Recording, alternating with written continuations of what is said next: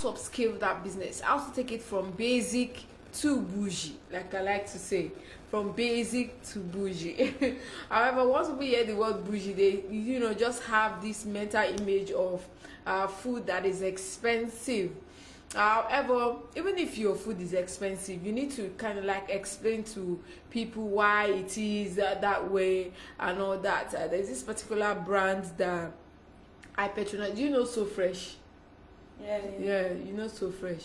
They have this new couscous and what is this other thing called? Burger dish that they sell now.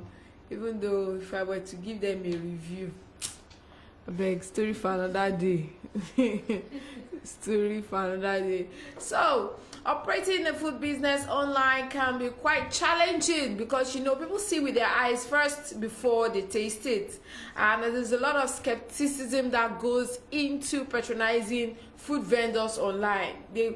Someone might post a very nice and yummy looking picture of maybe that egusi soup with snail and stockfish and all the different obstacles inside the pot, and then when you decide to place your order and you get your order, you're just filled with disappointment.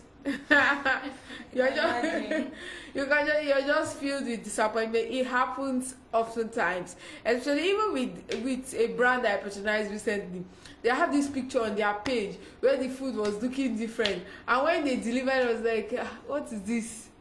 This is quite deceptive. And if it were to be Sena Climbs, they will sue the company, because I've seen a woman in the US sue KFC that the bucket of chicken they delivered to her was not the same as the one she saw in the flight. Talk about a country where things work. So things like that.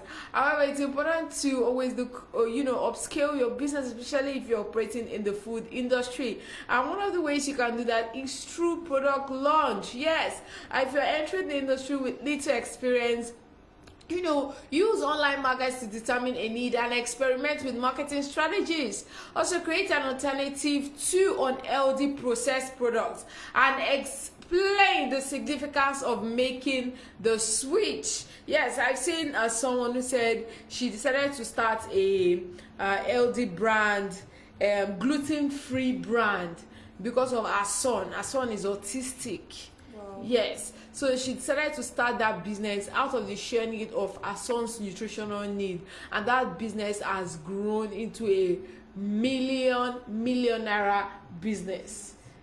Because you never can tell, you might just be meeting the needs of thousands of people. It's same as there's this store that I patronize to online, Dr. Dami Lifestyle Store. She sells snacks, drinks for that are low in calorie, gluten-free, paleo, for keto, if you're doing keto diet and all that. Those are the type of snacks that she sells strictly using things like almond flour, coconut flour, all those low calorie things, even low calorie drinks as well. So those are the things she sells alone.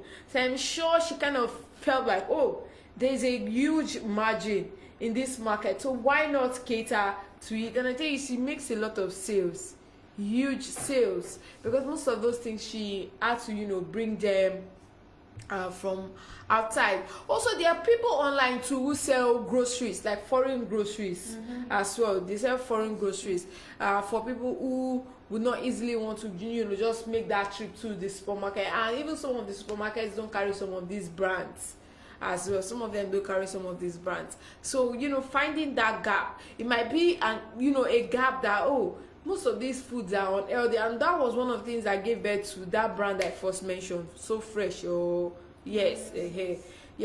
Looking at alternatives and creating a need. I mean, looking at the gap that exists in that particular industry and creating filling that gap. Also, if you do not envision multiple uses for your product, it's likely to best pursue a most versatile option. So when pitching your food product, create a simple but compelling explanation addressing the need and functionality in the way you're fulfilling it. That is with regards to your product launch. Like for this brand that I mentioned recently, now most times they only sell smoothies, juices, salads, parfait, and all that. So they felt the need to introduce like low carb option, low carb alternatives to eating rice, and low carb alternatives to eating maybe fried stew with so much oil. So they decided to do maybe like gravy. They use coconut milk to make another much healthier version. So and I think they kind of fulfill that aspect of functionality and how they are going to fill that loophole that exists in the food industry. Also, the next one is retail. It's important to target retailers based on when you'd most like to enjoy your product. To determine if an adequate need exists, ask stores to test your product and register for free as well. Especially if you sell maybe packaged products, like let's say you sell coconut flour poundo. You've never tried it before. It's very, very nice. Coconut flour poundo. They add there's this thing they call psyllium husk. It acts like a binder. So when you make it, it stays like maybe your eba or your semo but it is low carb. Yes, and it digests very fast and it's very filling, especially people that have maybe issues with their sugar level and all. So it fills them for a long time, but it is low in carbohydrates. Yes, low in carbohydrate and low in calories as well. So if you have products like that, and you've determined that a need exists, ask stores to test your product. And that's why one of the brands that I really like that does this very well is Allah that makes Dano. They make butter as well. Yes. So when they release their butters, they went to like different stores like Just Right and Co, and they had like stands outside, and they'll have people test maybe their cream cheese, their salted or unsalted butter, things like that, to get people to try it, and the stores to also test the product as well. So things like that could help you upscale your food business. Also, make financial organization your top priority. Never spend in a way that prohibits getting products to your retailers. You're trying to upscale, put yourself out there. A lot goes into it: promotion, marketing, adverts, sourcing for raw materials, things like that. And in an attempt to doing some of these things, you tend to spend a lot of money. And sometimes what most online businesses, especially food businesses, they lose track of their expenditures or their spending.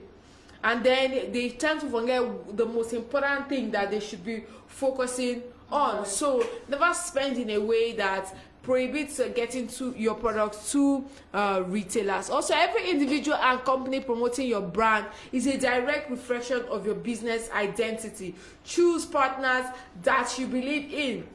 Like I said earlier, okay, you make coconut oil and you want to supply to the supermarkets around your area. And then when you go there, their shelves dirty. Wow. And you're selling that idea of using healthy alternatives to, as opposed to other type of oil. Do you understand? And these shelves are dirty. They turn off. Yes, a very big turn off. And you slap it on your label, healthier option. I'm looking at the shelf, I'm looking at your, things like that.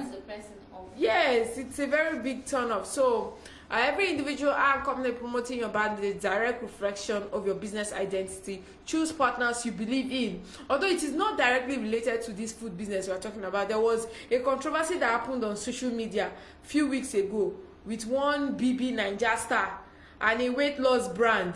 They asked her to do promotion for them. The next week, Auntie went and got BBL surgery. So, and the internet never forgets. A lot of people started talking that, please, what is the correlation? You are promoting healthy lifestyle. Your brand ambassador went and did BBL surgery. So what are you promoting? Yeah, so what are you promoting? So ensure that your partners believe in your product. Ensure that they believe in your product. Don't just bring any celebrity on board because they have huge numbers, they have huge following. And that would have affected the brand kind Yes, people are really smart these days. It's just like some of these people that I know, they've gotten multiple surgery. You see them selling flat tummy tea. Why are you deceiving? Well, it's not as if I wore slippers or my. It does not portray that brand. Yes, True. and you know, I like people that before they even decide to ask someone to come on board, they say, okay, kindly try this product for so period of time. Let's see if it works for you. Actually, one influencer that she doesn't just accept any product. And when she started, because her fans were telling her that she should accept that they're not saying anything. I know the way this industry can be. Yeah. So she now told one brand that I have to try this your skincare. It was 6 months she used that skincare product for before she had to put them out. But she has been dropping it that I'm on one brand though. I'm going to launch it very soon. But she had to try it on her own skin because she said she doesn't want to mislead her fans that they should buy what. And that's not even nice on the fans part again. So can imagine. So things like that. Although it's important to balance shelf life with sustainability, your reputation resides in the quality of your product. And with food business, shelf life is a very key issue. You see someone say, oh, okay, preservative free, no coloring, gluten free, this and that. And when you are reading through the nutritional table, I'm one of those people that read nutritional table. Even when I go to the supermarket, I will check, I will read, because these days you are not only worried about buying expired products, but to ensure that what you are buying, you see some, you know that these people, they really don't even understand what they are doing. So it's important to balance shelf life with sustainability, because your reputation resides in the quality of your product. And that's why I like that first brand I first mentioned. When they deliver maybe a salad or something to you, they will write it best consumed immediately, best consumed after purchase. Do you understand? So you know that, okay, once you leave it without refrigerating it, blah blah blah blah, it's at your own risk. At your own risk. So also rank packaging in your top priorities, because people see your product before they taste it. Packaging is key.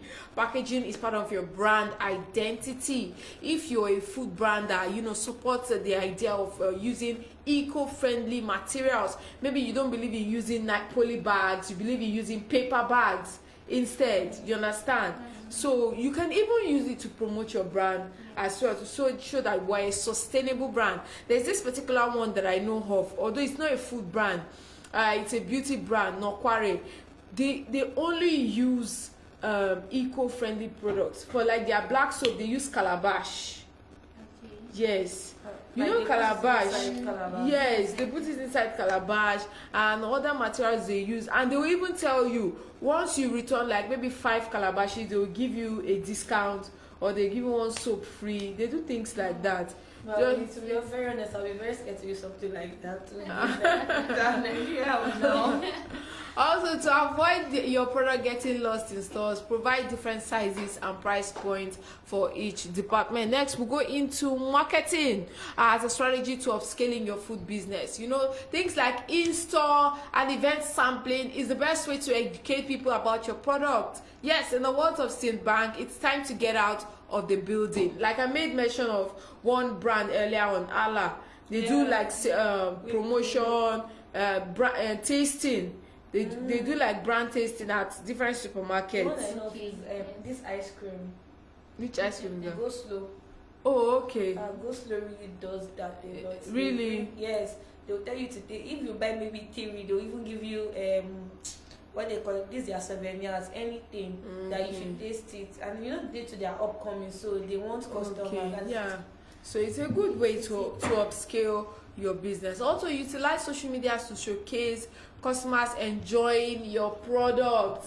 You can't just be posting and posting. You're not showing people how they're enjoying your product and all that. It's a food business. People want that mental imagery of, okay, it seems like this person is really enjoying maybe this salad. Then why not let me go try it out myself as well? So also provide a discovery element users have never experienced, and they'll be naturally inclined to share your product. Like the brand I mentioned earlier, they started selling couscous and bulgur. Not everyone has really tasted some of those options as well. Not everyone. So things like that may seem like a discovery element to people. Okay, they're selling couscous, all right, so why not go ahead and try it? Things like that could also help you upscale your business. Use discount counts and promotions to remind customers to come to your store. This same brand, I don't know why I keep mentioning them throughout this week now. till the end of August. They're doing free delivery. Is it so fresh? Yes, they are doing free delivery. Wow. Yes, throughout they're doing free delivery till August. So it's a great way to also upscale, feature and promote new products and flavors for 3 to 6 months to sufficiently gauge user response. There was a friend of mine that came to the studio. She sells food online, so she also shared that from time to time she tries to introduce my specials. You have like maybe Wednesday special. Maybe Wednesday special she will sell maybe native jollof rice. She only does that on Wednesdays. So it will, create that anticipation in the mind of our customers. Okay, I'm patiently waiting for. There is also this very lovely brand article here that sells sandwiches as well. They have their specials. They have like they put tags around the name. They have Taco Tuesday. They have Barbecue Wednesdays. Days like that, to kind of upscale their business. So what better way to upscale than to create that craving in the mind of your customers already. Yes. I'm already looking forward to Wednesday where I will go and buy that Korean barbecue. You can't cook at home. Yes, so it creates that sense of urgency, or it creates that sense of need in your customers that could also help you upscale. You will see that particular day the sales for that product will be higher than every other. And some people, it's not that they are not looking at the fact that they can't really prepare it in their homes. But the stress of going through it, the time they'll spend it doing and that. this, apart from that, we live in, it's because of here in Nigeria we have that culture of cooking by ourselves. In other climes, there are people who don't even cook at all. Are you serious? Yes. I know of a woman, let me not mention, I know of a woman that she does not, here in Lagos, she does not cook at all. They don't Like, cook I at all. remember They during dine my first visit, out. She does not cook. All the time. If you eat outside, you don't feel. Am I the only one? That's why Eating outside. restaurants abroad is a very, very huge and big business. Yes, and I kind of see the culture, growing here in Nigeria. The culture of people dining out and going to restaurants is really, really growing now. Yeah. Yes, Yes, Nigerians it's really are trying growing. to pick up in it. It's really good. Also, experiment with hundreds of metrics until you find 3 features your customers can't live without. Especially when you're working in health, remember to that not everyone subscribes to your dietary habits. So provide options for every customer to enjoy. Like there's this brand I was talking about that sells as toast. They have different type of toast, pesto toast that has ram in it, and everything. So someone like myself that does not really enjoy eating meat that much. Okay. Yes, like eating so much meat, not my cup Not of your tea, thing. honestly. Yes, not my thing. So when I go to stores like that, they have options. They have maybe like Greek salad. They have different like other options that I can choose from. It's always advisable to do things like that instead of just being in a particular box. Yes, instead of being in a particular box. So those are some great ways through which you can upscale your business. Also, the last one, forget about competition. When your focus is on differentiation, you won't need to compete. I kind of feel a type of way about this one. Sometimes you need to check what your other people in your field are doing, but not like you're competing with them. But you want to be sure that you're doing the right thing as well, because there are things you can learn from them. However, I think the focus should be on standing out. Like creating your own niche. Yes, creating a niche for yourself instead of completely copying. Okay, today now they have started doing Independence Day sale. Let me to start my own. Exactly, because by the time you try to mimic what another person is doing, it will be just be obvious scattered. Yes. Like you lose out somewhere along the line. Recently, I've noticed that almost everybody now sells parfait and Greek yogurt online. True. Right? Yes, true. Everybody, almost everyone now sells parfait and Greek yogurt online. And that thing is actually not nice. It's just like my school now. There's one woman, she's very good with fried yam and everything. So this woman, like the other canteen, they have jollof rice, everything. So I expect you to like stick to your fried yam. And when students go there, like before you know, in the next, even students have to start booking the yam, and this woman just switch to jollof rice. That jollof rice is out of this world. Sorry to say. But when she fries that yam, I can even buy yam of 500 naira to finish that, no matter how small it is. And then I told her one day, I say you don't know where you're supposed to be. Why are you cooking jollof rice? Because you say, okay, students are buying jollof rice. People are even ordering this fried. Who orders fried yam in Lagos here? In school, people who order a fried yam, and she's like, no, she just feels that rice is better. And I'm like, if you are still doing this fried yam, create your own niche. You know that okay, this works for you. Oh, these people don't do this one. Let me too. And she's not how would I put it? She doesn't stay in one place. Like, okay, I'm cooking jollof rice. She already has a timetable, other canteen. When she sees this canteen is already doing it, she picks it up immediately. And that thing made me and my friends lose interest. Like, oh, let's go to this woman place. Oh, this woman that when we go there now, she'll not have anything. We now have to go to the canteens and we know okay they are regular with their food timetable, and it's not nice for you because that's a customer. Because okay, the way I'm saying it, there's someone that would have heard me saying that, oh, this woman, you have the person mind has left there totally. Okay, let me go to this person's place. And before now, our customers, they are leaving. She will even be the one to come inside and say, you are not buying food. So you are not regular. It's today you are cooking rice, next tomorrow you are cooking beans. Just stay in one lane. Know what you are doing. Yeah, so if you're looking to upscale your business, I hope we will take some of these tips and implement them. More to come for you on the Afternoon Business Show.